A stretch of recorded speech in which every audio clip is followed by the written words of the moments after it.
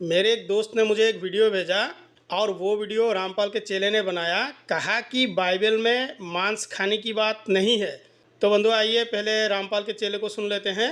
हमें बताइए कि पवित्र बाइबल में मांस खाने को निषेध कहाँ पर बोला गया है। जी देखिए, बाइबल में कई जगह प्रमाण है कि मांस खाना निषेध है। आप देख सकते हैं ये पवित्र बाइबल है, ठीक है। इसके हम पृष्ठ आपको बताते हैं 129 के। आप देख सकते हो कि जहाँ पर मांस खाना निषेध है, पहले आप देख सकते हो कि यहाँ पर लिखा है, इस्राएलियों से इस प्रकार कह, तुम लोग ना तो बैल की कुछ चर्बी खाना और ना भेड़ जब बकरी की, और जो पशु से मर जाए और जो दूसरे पशु से फाड़ा जाए उसकी चर्बी अन्य काम में लाना, परंतु उसे किसी प्रकार से खाना नहीं। बाइबल की इस पुस्तक का नाम है लेव्य व्यवस्था और ये लहू की पवित्रता के नाम से जाना जाता है, ठीक है। और रामपाल का चेला चला गया अध्याय 7 में। तो यहाँ अध्याय 1 में देखिए, यहोवा ने मिलाप वाले तंबू से मूसा को बुलाकर उससे कहा। यहोवा कौन है? बाइबल का जो गॉड है उसका नाम यहोवा है। इजरायलियों से कहो कि तुम में से यदि कोई मनुष्य यहोवा के लिए पशु का चढ़ावा चढ़ाए तो उसका बलि पशु गाय बैल व भेड़ बकरियों में से एक का हो। ये पुस्तक शुरू होता है मांस खाने से, ठीक है। और यहाँ पहले से ही पशुओं को मारने की काटने की बात लिखा है। और ये रामपाल का चला गया अध्याय 7 में। तो बंधु आइए उसे दिखाता हूँ और बाइबल में कहाँ कहाँ मांस खाने की बात लिखी है ये मैं अच्छी तरह से दिखा दूंगा। तो आइए चलते हैं अध्याय 7 में। फिर यहोवा ने मूसा से कहा, इजरायलियों से इस प्रकार कहो कि तुम लोग ना तो बैल की कुछ चर्बी खाना और ना भेड़ व बकरी की, ठीक है। और जो पशु स्वयं मर जाए, जो पशु स्वयं मर जाते हैं भाई उनका नहीं खाना, उसके विषय में कहा है, ठीक है ना। और जो दूसरे पशु से फाड़ा जाए उसकी चर्बी और काम में लाना। तो जो स्वयं मर जाए या दूसरे पशु से फाड़ा जाए उसकी चर्बी तुम दूसरे काम में लाना। मतलब उस चर्बी से तुम तेल भी बना सकते हो, बहुत कुछ कर सकते हो, दूसरे काम में लाना, परंतु उसे नहीं खाना। आगे मैं दिखाऊंगा यहोवा कहाँ कहाँ मांस खाने की आज्ञा देता है, परंतु उसे किसी प्रकार से खाना नहीं, मना किया है। भाई मरा हुआ जानवर और जो दूसरे पशु के द्वारा फाड़ दिया जाए उसकी चर्बी बिल्कुल नहीं खाना, ठीक है। जो कोई ऐसी पशु की चर्बी खाएगा जिसमें से लोग कुछ यहोवा के लिए हवन करके चराया करते हैं, वो खाने वाला अपने लोगों में से नाश किया जाएगा। यहोवा का जो विधि विधान है ना वो बहुत भयंकर है भाई। और इसके साथ ही हम आपको दूसरा प्रमाण बताते हैं जहाँ पर मांस खाना निषेध है। आप देख सकते हो जहाँ पर लिखा हुआ है 144 पेज, मनुष्यों क्यों ना हो जो किसी प्रकार ना लहू खाए, मैं उस लहू खाने वाले के विमुख होकर उसको उसके लोगों के बीच में से नष्ट कर डालूंगा। ये बिल्कुल मतलब कि खुद मना किया और कहा कि मैं उसे नष्ट कर दूंगा। और इससे और भी आगे भी प्रमाण है जो हम आपको दिखा सकते हैं कि मांस खाना निषेध है। पवित्र बाइबल में विद प्रूफ दिखाया हमने आपको। तो आइए दिखाता हूँ कहाँ मांस खाने की बात है। ये देखिए मांस खाने की बात, ये है लेव्य व्यवस्था की अध्याय 11। फिर यहोवा ने मूसा और हारून से कहा, इजरायलियों से कहो कि जितने पशु पृथ्वी पर है उन सबों में से तुम इन जीवधारियों का मांस खा सकते हो।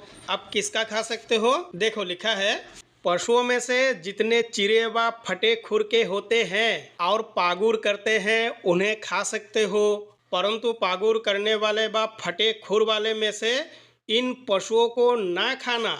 अर्थात ऊँट जो पागुर तो करता है परंतु चिरे खुर का नहीं होता, इसीलिए वो तुम्हारे लिए अशुद्ध ठहरता है। भाई ऊँट का मांस नहीं खाना, परंतु जितने भी चिरे और फटे खुर के होते हैं उन सब का तुम खा सकते हो। यानी कि गाय बैल भैंस भेड़ बकरी सब का तुम खा सकते हो, ठीक है। बकरा भी खा सकते हो, यहाँ साफ साफ लिखा है, परंतु तुम ऊँट का नहीं खाना। चलो ठीक है, ऊँट को छोड़ दिया, परंतु गाय बैल भैंस बकरी इन सब का तुम खाओ। आइए आगे और दिखाता हूँ। देखिए ये है बाइबल उत्पत्ति की 4। यहाँ आदम की 2 बेटे की कहानी है, कोइन और हाबिल की कहानी। तो यहाँ आयत 3 में देखिए, कुछ दिनों के पश्चात कोइन यहोवा के पास भूमि के उपज में से कुछ भेंट ले गया और हाबिल भी अपनी भेड़ बकरियों के कोई एक पहला बच्चा भेंट चराने ले गया और उसकी चर्बी भेंट चराई। तब यहोवा ने हाबिल और उसकी भेंट को तो ग्रहण किया, परंतु कोई ना और उसकी भेंट को उसने ग्रहण ना किया।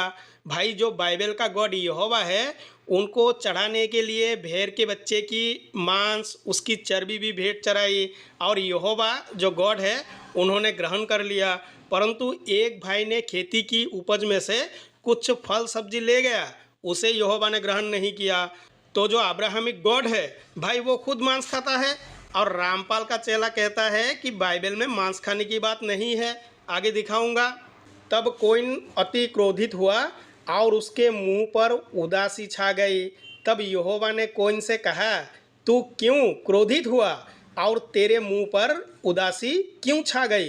तो ऐसा हुआ, बाद में एक भाई ने और एक भाई को मार दिया और बाइबल के गॉड यहोवा ने इंसाफ भी नहीं किया। यह है बाइबल की उत्पत्ति 18 अध्याय और यहाँ से 2 आयत में दिखाऊंगा। पहले भी मैंने दिखाया था, इनके जो यहोवा गॉड है ना वो खुद मांस खाता है भाई। यहाँ इब्राहिम के सामने 3 पुरुष आए थे जिनको इनके झूठा गुरु रामपाल ने कहा कि ये ब्रह्मा विष्णु महेश है, और उन्हीं तीनों को इब्राहिम ने गाय का मांस दूध दही लस्सी सब कुछ खिला दिया था। यह है आयत संख्या 7 और 8। फिर इब्राहिम गाय बैल के झुंड में दौड़ा और एक कोमल और अच्छा बछड़ा लेकर अपने सेवक को दिया और उसने फुर्ती से उसको पकाया। तब उसने मक्खन और दूध और वो बछड़ा जो उसने पकवाया था लेकर उनके आगे परोस दिया। भाई किसके आगे परोस दिया? जो इब्राहिम के सामने 3 व्यक्ति आए थे उनके आगे। और अब वृक्ष के तले उनके पास खड़ा रहा और वे खाने लगे। तो बाइबल का जो गॉड है वो खुद मांस खाता है भाई।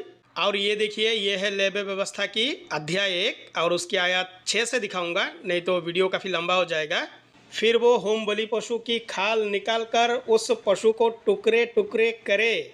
तब हारून याजक के पुत्र वेदी पर आग रखे और आग पर लकड़ी सजाकर धरे, और हारून के पुत्र जो याजक है वे सिर और चर्बी समेत उस पशु के टुकड़े को उस लकड़ी पर जो वेदी की आग पर होगी सजा कर धरे, और वो उसकी अतड़ियों को और पैरों को जल से धोए। तब याजक सबको वेदी पर जलाए कि वो होम बलि यहोवा के लिए सुखदायक सुगंध वाला हवन ठहरे।